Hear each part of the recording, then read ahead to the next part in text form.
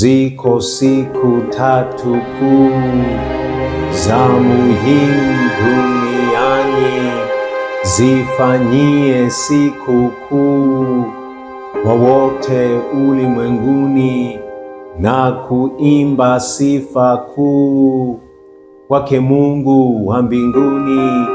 Ziko siku tatu kuu maisha ya mwanadamu. Kila mwana wa Adamu aishie duniani apaswa kuzifahamu na kukubali moyoni. Kuzaliwa mwanadamu ni mara tatu amini. Ziko siku tatu kuu maisha ya mwanadamu. Mtu akizifahamu na kukubali moyoni kwamba kila mwanadamu aishie duniani kwa malengo maalum Mungu alimuumbeni.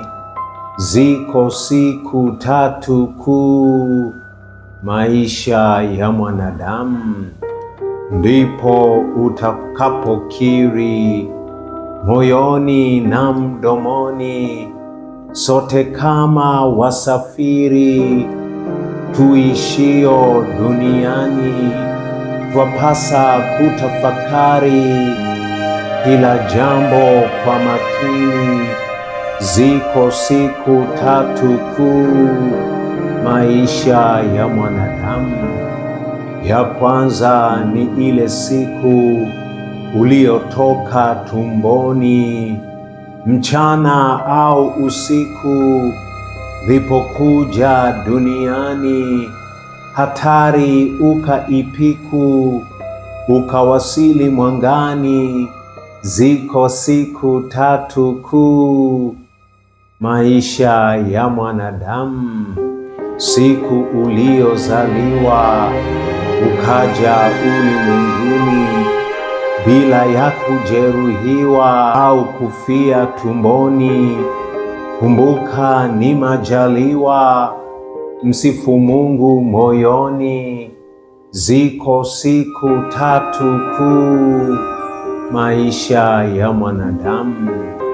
Hiyo siku ikumbuke kila mwaka maishani. Moyoni usisumbuke ya kwamba ufanye nini. Jambo moja likumbuke, mpe Mungu shukurani. Ziko siku tatu kuu maisha ya mwanadamu. Siku ya pili muhimu kwa wote ulimwenguni ni unapomkirimu Yesu Mwokozi moyoni, siku unapoazimu atawale maishani. Ziko siku tatu kuu maisha ya mwanadamu. Siku unayozaliwa mara ya pili majini, siku unayobatizwa kutangaza hadharani kwamba unatawaliwa na Yesu, siyo shetani. Ziko siku tatu kuu maisha ya mwanadamu.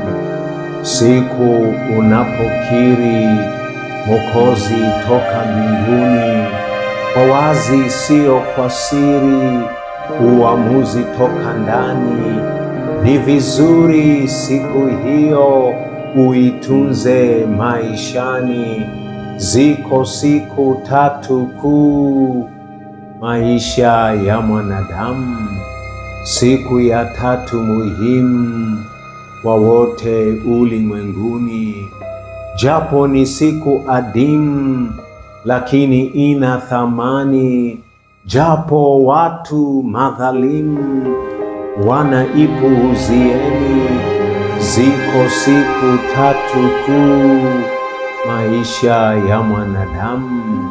Siku unapotambua ulizaliwa kwa nini, siku unayojua lengo lako maishani, ndipo unapochukua hatamu za maishani.